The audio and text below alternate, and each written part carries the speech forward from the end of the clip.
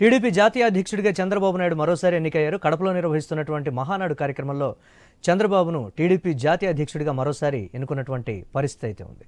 ఇక మిగతా అప్డేట్స్ చూస్తే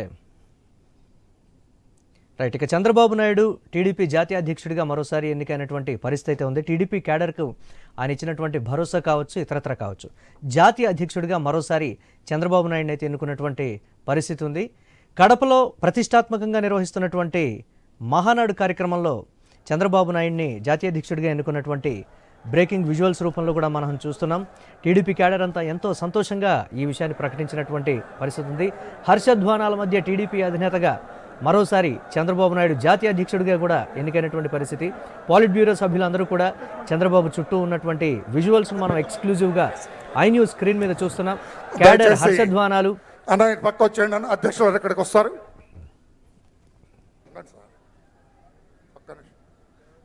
ఫైల్ ఏదే, ఆ ఫైల్ ఏది, నేను ఇచ్చిన ఫైల్ ఏదే.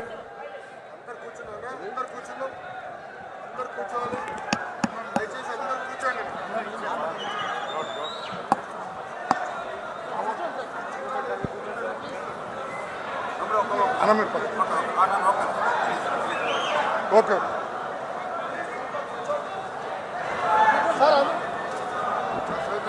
పక్క వచ్చేయండి.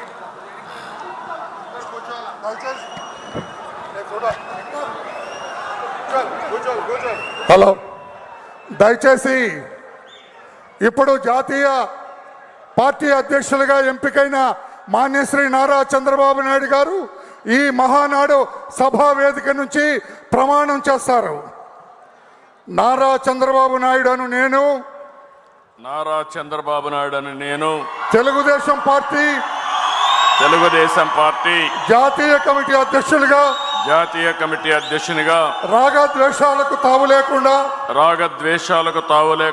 కుల మత ప్రాంతాలకు అతీతంగా నాకు అప్పగించబడిన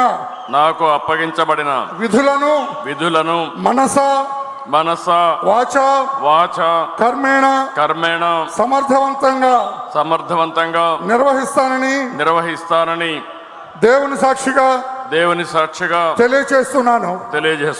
తెలుగుదేశం పార్టీ కార్యకర్తల అభ్యున్నతికి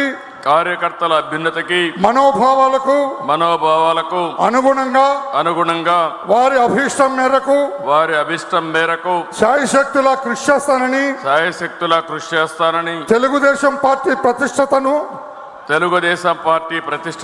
పెంచడానికి నాపై మీరు ఉంచిన నమ్మకాన్ని వమ్ము చేయకుండా పనిచేస్తానని తెలుగుదేశం పార్టీ పతాక దేశం నలుమూలల రెపరెపలాడేటట్లుగా అవిశ్రాంతంగా కృషి చేస్తానని విజ్ఞానవంతమైన ఆదర్శవంతమైన సుసంపన్నమైన సమాజ స్థాపనకు ఆర్థిక అసమానతలు తొలగించి రాష్ట్రాల సమగ్రాభివృద్ధికి శక్తి వంచన లేకుండా కృషి చేస్తానని తెలుగుదేశం పార్టీ జాతీయ అధ్యక్షునిగా ప్రమాణం చేస్తున్నాను. Thank you very much sir. నా జీవితంలో ఇదొక మరపురాని రోజు సార్. ఏమి సాధించావంటే నారా చంద్రబాబు నాయుడు గారిని జాతీయ అధ్యక్షుడిగా మహానాడు సభలో ఎంపిక చేసి ప్రమాణం చేయించానని గొప్పగా చెప్పుకునే అవకాశం నాకు ఇచ్చారు సార్. శిరస్సు వంచి నమస్కారం చేస్తున్నా. థ్యాంక్ యూ, అందరికీ నమస్కారం.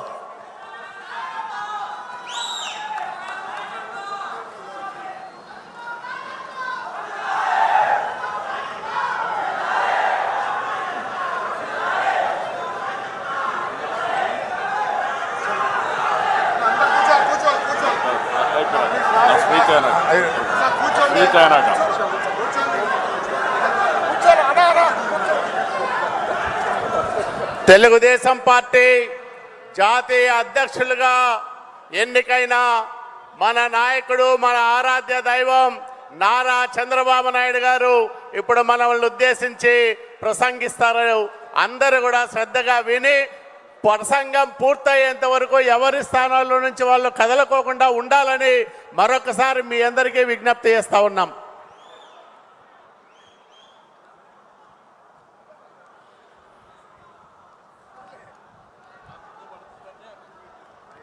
అందరికీ మనస్ఫూర్తిగా నమస్కారాలు.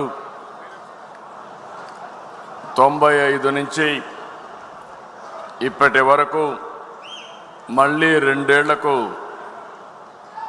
జాతీయ అధ్యక్షునిగా నన్ను మీరందరూ ఎంపిక చేసుకున్నారు.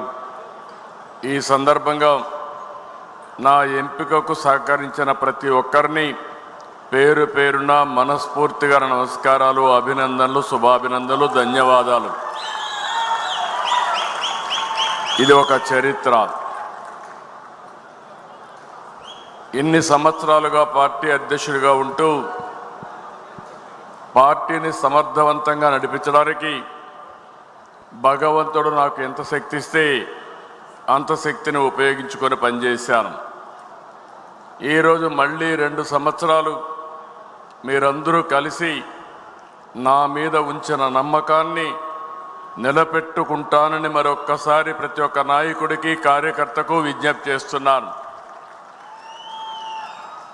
వేదిక పైన ఉండే నాయకులు కానీ, ఈరోజు ఈ జనరల్ బాడీకి వచ్చిన నాయకులందరికీ కూడా మనస్ఫూర్తిగా ధన్యవాదాలు తెలియజేసుకుంటూ, మీరు నా మీద ఒక బాధ్యత పెట్టారు. ఈ బాధ్యత నా ఒక్కడి వల్ల సాధ్యం కాదు. నా బలం, బలగం తెలుగుదేశం పార్టీ, ముఖ్యంగా ఇక్కడ ఉండే నాయకత్వం అని చెప్పి కూడా నేను మీకు తెలియజేసుకుంటున్నా. మీరు నిన్న ఈరోజు ఏ స్ఫూర్తి అయితే ఇచ్చారో, ఎంత బ్రహ్మాండంగా అయితే మీరు సహకరించారో మీ సహకారం చూస్తున్నాను. నా జీవితంలో ఎప్పుడూ చూడని విధంగా కడప మహానాడు జరిగింది. ఎన్నో మహానాడులు చేశాం. కడప మహానాడు అన్ని మహానాడుల కంటే ప్రత్యేకమని మరొకసారి మీ అందరికీ విజ్ఞప్తి చేస్తున్నాను.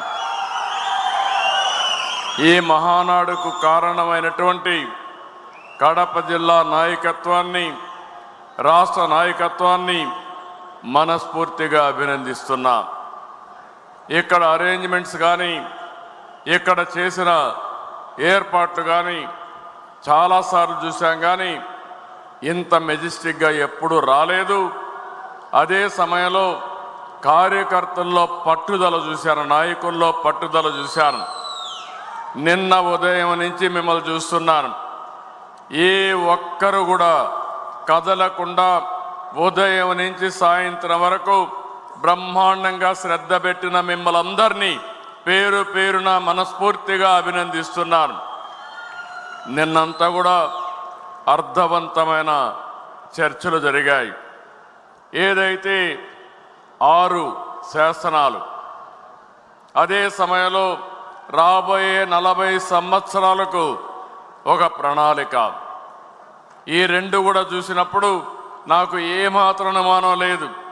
తెలుగు వారి చరిత్ర ఉన్నంత వరకు తెలుగుదేశం పార్టీ ఉంటుంది.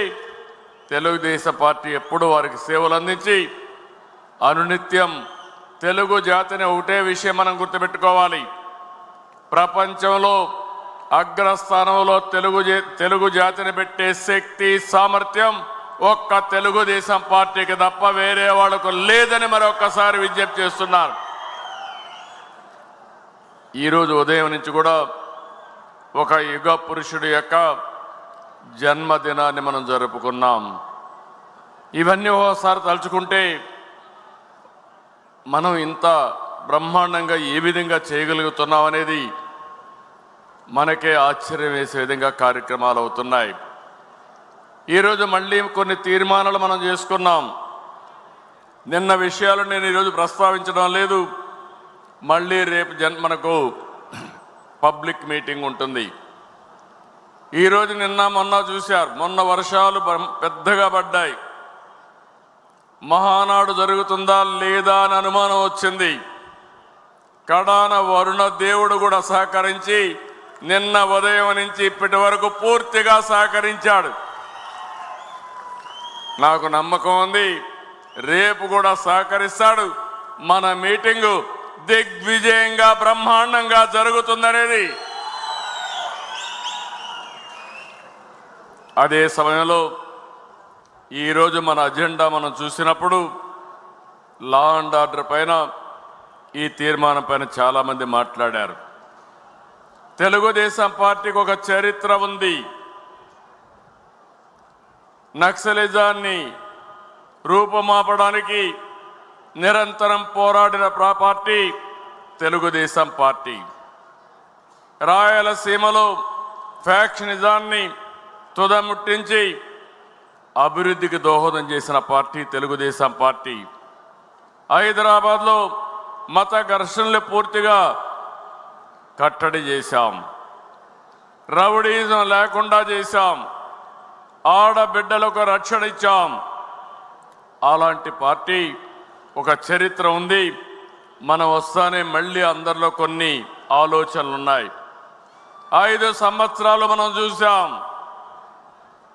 ఆస్తులకు రక్షణ లేదు. ఎక్కడ చూసినా డ్రగ్స్ వచ్చాయి. గంజాయి పెంపకానికి ఏజెన్సీ ప్రాంతం ఒక అనువైన ప్రాంతంగా విలేజ్ కాటేజ్ ఇండస్ట్రీ మారిగా తయారు చేసే పరిస్థితికి వచ్చారు. పోలీస్ శాఖ నిర్వీర్యం చేశారు. ఆర్గనైజ్డ్ క్రైమ్ విపరీతంగా పెరిగిపోయింది.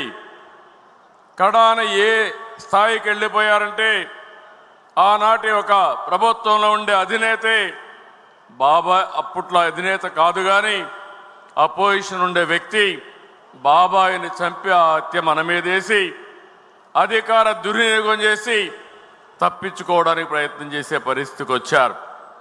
ఇవన్నీ చూసిన తర్వాత మనకు కొన్ని సవాళ్ళు వచ్చాయి. కానీ ఒకే ఒక విషయం ఈరోజు మీ అందరికీ హామీ ఇస్తున్నారు.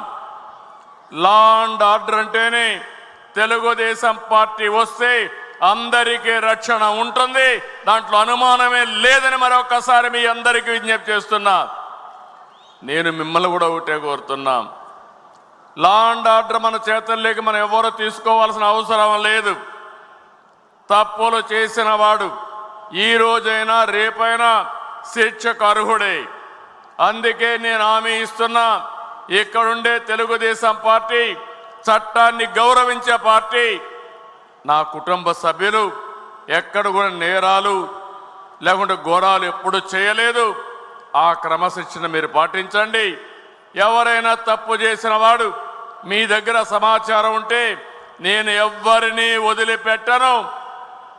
తప్పు చేసిన వాడి పట్ల చండ శాసనుడుగా ఉంటానని మరొక్కసారి మీ అందరికీ విజ్ఞప్తి చేస్తున్నాను.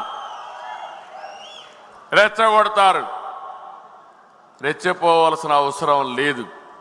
అందుకే ఈ రాష్ట్రంలో లా అండ్ ఆర్డర్ కాపాడే బాధ్యత తీసుకుందాం. ఇప్పటికే మీరు చూస్తే గంజాయిని పూర్తిగా నియంత్రణ చేయడానికి ప్రయత్నం చేశాం. ఎక్కడికక్కడ ఈగల్ డిపార్ట్మెంట్ పెట్టి ప్రత్యేకమైన శ్రద్ధ పెట్టి నేను ఒకటే చెప్తున్నాను. నిన్న ఈరోజు కొంతమంది నాకు సూచనలు చేశారు. ఎవరైతే గంజాయి కానీ డ్రగ్స్ కానీ పట్టుబడితే అమ్మినా లేకపోతే వ్యాపారాలు చేసినా అలాంటి వాళ్ళందరినీ వాళ్ళ ఆస్తులు కాన్ఫిస్కేట్ చేసి అవన్నీ కూడా బాధితుల రీహాబిలిటేషన్ ఖర్చు పెట్టమని చెప్పారు. అది ఒక మంచి సజెషన్. తప్పకుండా ఆలోచిస్తానని చెప్పి నేను మీకు తెలియజేస్తున్నా. రెండో విషయం మనం ఆలోచిస్తే ఇరిగేషన్, సాగునీటి శాఖ. ఈరోజు తెలుగుదేశం పార్టీ మీరు ఒక్క విషయం గుర్తుపెట్టుకోవాలి. రాయలసీమ ఒకప్పుడు కరువు సీమ. అందరూ నాయకులు అన్నారు రాయలసీమ ఎడారిగా మారిపోతుందని. నేను ముఖ్యమంత్రిగా నేనే విట్నెస్ చేశాను.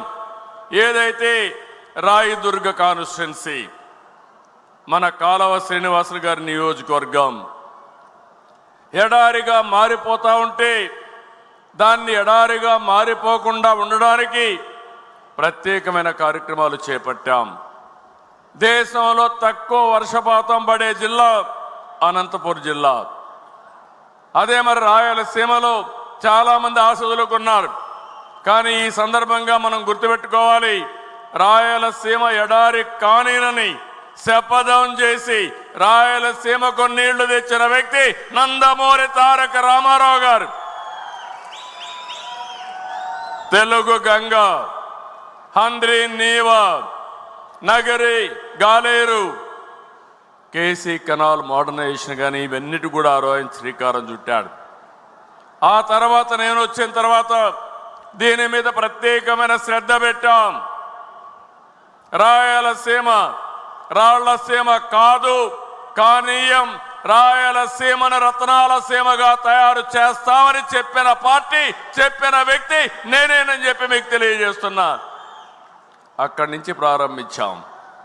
ఈరోజు నేను చెప్తున్నా, ఈస్ట్ గోదావరిలో కోనసీమ కంటే అనంతపూర్ జిల్లా సంపదలో ముందుందంటే దానికి కారణం తెలుగుదేశం ప్రభుత్వం అని చెప్పి కూడా నేను మీకు తెలియజేస్తున్నా.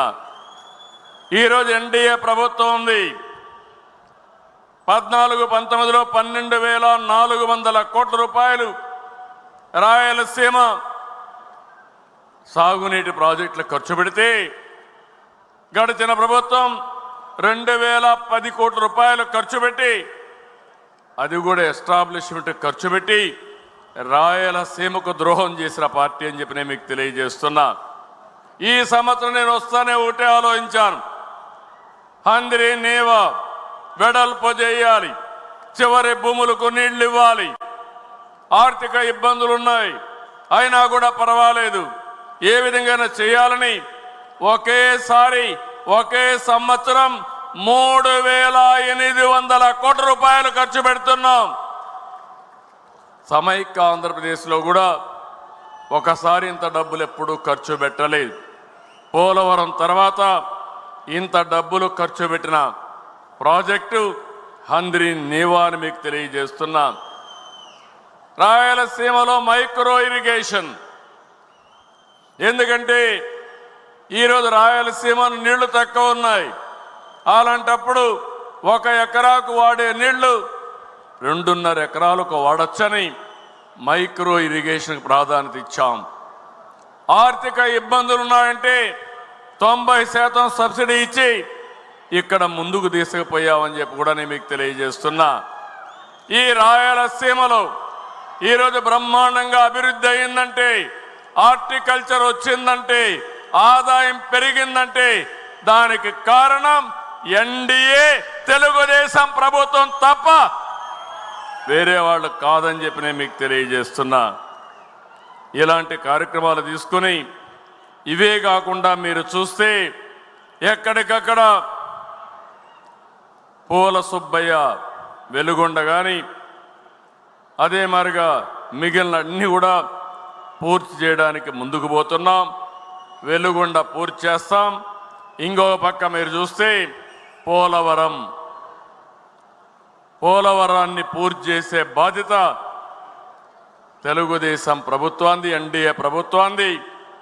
2027 డిసెంబర్ నాటికి వీలైతే జూన్కి పోలవరాన్ని పూర్తి చేసి జాతికి అంకితం చేస్తామని హామీ ఇస్తున్నాం. అది ఒకసారి అయితే దాని తర్వాత ఏం చేయాలని ఆలోచించినప్పుడు పోలవరం నుంచి బనక చెర్ల వరకు నీళ్లు తేగలిగితే పెద్ద చరిత్ర, చాలా డబ్బులు అవుతుంది, 80,000 కోట్లు కావాలి. అయితే నా ఆలోచన ఎప్పుడు కూడా చిన్నగా ఉండవు, ఎట్టి పరిస్థితుల్లో పెద్దవి చేసి ఈ చరిత్ర మార్చాలనేది నా సంకల్పం. కేంద్రంతో మాట్లాడా, వాళ్ళు కూడా ఇంట్రా రివర్లన్నీ రాష్ట్రంలో నీళ్లన్నీ అనుసంధానం చేయమని, నదులు అనుసంధానం చేయమని కేంద్రం కూడా ముందుకొచ్చే పరిస్థితికి వచ్చారు. వాళ్ళు ఆమోదించే పరిస్థితి కూడా వస్తుంది, రావాలని ఆశిస్తున్నా. దీనికి 3 ఫేసెస్ కింద, ఒకటి పోలవరం నుంచి కృష్ణా నదికి నీళ్లు తేవడం, 2 కృష్ణా నది నుంచి బొల్లాపల్లికి నీళ్లు తేవడం, 3 బొల్లాపల్లి నుంచి బనక చెర్లకు నీళ్లు తేవడం. 3 విడతలుగా ఇది వచ్చే పరిస్థితి వస్తుందని చెప్పి కూడా నేను మీకు తెలియజేస్తున్నా. ఈరోజు ఈ 3 జరిగినప్పుడు రాష్ట్ర ముఖ చిత్రమే మారుతుంది. అదే సమయంలో వంశధార నుంచి గోదావరి నదుల అనుసంధానం చేస్తాం. అప్పటికి మీరు చూస్తే వంశధార శ్రీకాకుళంలో ఒరిస్సా బార్డర్లో ఉంటే అక్కడి నుంచి నీళ్లు వస్తే పెన్నా నది అనుసంధానం అయితే మీరు ఒక్కసారి ఊహించినప్పుడు నదుల అనుసంధానం పూర్తిగా సంపూర్ణం అవుతుంది. ఈ నదుల అనుసంధానం చేసి తెలుగు నేలపైన జలహారతి ఇచ్చి ఈ తెలుగు తల్లి రుణం తీర్చుకుంటారని మరొక్కసారి మీ అందరికీ విజ్ఞప్తి చేస్తున్నా. కొంతమంది అంటున్నారు ఎవరికి అనుమానాల అవసరం లేదు, ఆంధ్రప్రదేశ్ రాష్ట్రం చివరి రాష్ట్రం కాబట్టి ఎక్కడ నీళ్లు వచ్చినా మన తర్వాత సముద్రంలోకి వెళ్తాయి.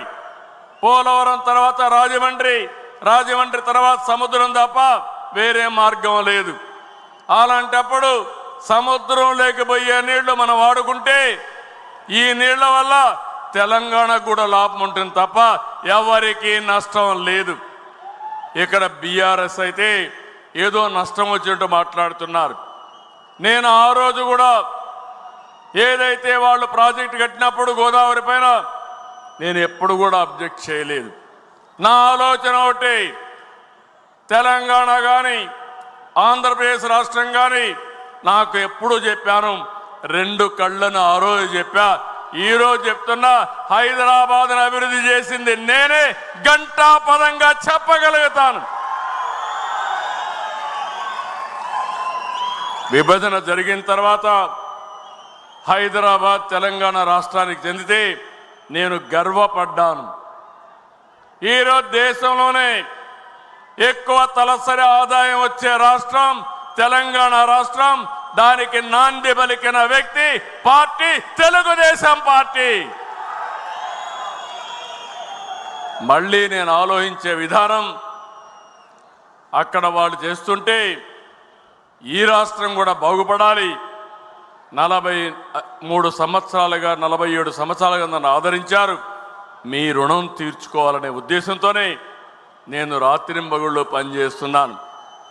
అలాంటి సమయంలో తెలంగాణకు నష్టం జరగదు, గోదావరి నీళ్లు వాళ్ళు ఉపయోగించుకుంటారు. అదే మాదిరిగా అక్కడ మిగిలిన నీళ్లు ఇక్కడ కరువు ప్రాంతమైన రాయలసీమ మిగిలిన ప్రాంతాలు ఉపయోగించుకుంటారు. కడాన నా జీవితాశయం ఒకటే, ప్రతి ఎకరాకు నీళ్లు ఇచ్చి ఆంధ్రప్రదేశ్ రైతాంగం రుణం తీర్చుకోవాలని ఏకైక కోరిక తప్ప వేరే ఆలోచన లేదని మీ అందరికీ విజ్ఞప్తి చేస్తున్నా. ఇంకొక పక్కన కరెంటు విషయంలో పవర్ ఒక విషయం ఆలోచిస్తే, ఒకప్పుడు కరెంట్ ఎప్పుడు వస్తుందో ఎప్పుడు పోతుందో తెలియని పరిస్థితి. నేను 95లో ముఖ్యమంత్రి అయ్యాను. అసెంబ్లీలో ప్రతిరోజు కరెంటు గురించి గొడవలే. ఒకసారి ముఖ్యమంత్రిగా నేనే అసెంబ్లీ వాయిదా వేసుకుని నేరుగా పొలాలు ఎండిపోతా ఉంటే పోయి చూసి వచ్చాను. అప్పుడు అనిపించింది, ఇలాంటి దౌర్భాగ్యం మన దేశానికి ఏంటి, ఏం చేస్తే సమస్య పరిష్కారం అవుతుందని దేశంలోనే మొట్టమొదటిసారిగా పవర్ సెక్టర్ ప్రవేశపెట్టిన పార్టీ 98లో తెలుగుదేశం పార్టీ. దాంతో 2004కి పవర్ సర్ప్లస్కి వచ్చాం. కొంతమంది నన్ను అర్థం చేసుకోలేదు, ఆ రోజు కూడా అపోహలు సృష్టించారు. కానీ 2004లో అధికారం పోయింది, కానీ ఈ రాష్ట్రానికి శాశ్వతంగా పవర్ సమస్య పరిష్కారం చేసిన పార్టీ తెలుగుదేశం పార్టీ. 2004లో అధికారం వచ్చిన పార్టీ 10 ఏళ్ళు రాష్ట్రాన్ని